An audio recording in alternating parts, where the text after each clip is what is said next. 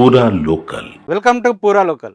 తెలంగాణ రాష్ట్రంలో రాజకీయాలు చాలా హాట్గా కొనసాగుతున్నాయి. తాజాగా కాంగ్రెస్ పార్టీ ఎమ్మెల్సీ తీన్మార్ మల్లన్న చేసిన కామెంట్స్ పెను సంచలనాన్ని సృష్టిస్తుంది.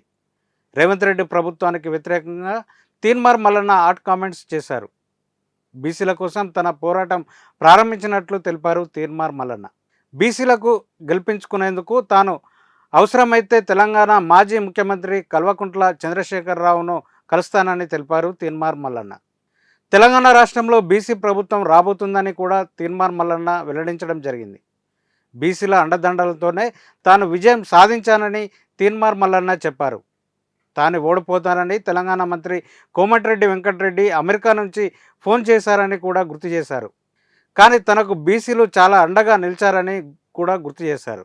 తెలంగాణ రాష్ట్రంలో బీసీ సమాజానికి 42% రిజర్వేషన్స్ అమలు చేయాల్సిందేనని స్పష్టం చేశారు తీన్మార్ మల్లన్న.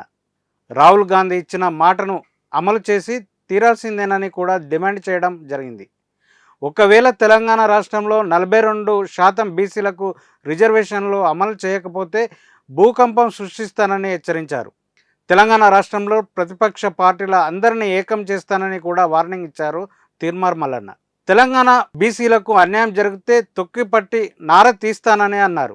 తెలంగాణ బడ్జెట్లో బీసీ సమాజానికి 9,000 కోట్లు మాత్రమే కేటాయించడంపై నిప్పులు చెరిగారు. బిచ్చగాళ్ళలో కుల సంఘాలకు 50 కోట్లు ఎలా ఇస్తారని నిలదీశారు.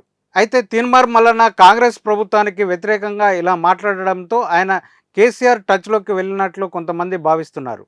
ఆయనతో త్వరలోనే పనిచేయబోతున్నారని కూడా కామెంట్స్ చేస్తున్నారు. ఇది ఇప్పుడున్న అప్డేట్. మరిన్ని అప్డేట్స్తో మళ్ళీ కలుసుకుందాం. చూస్తూనే ఉండండి పూరా లోకల్.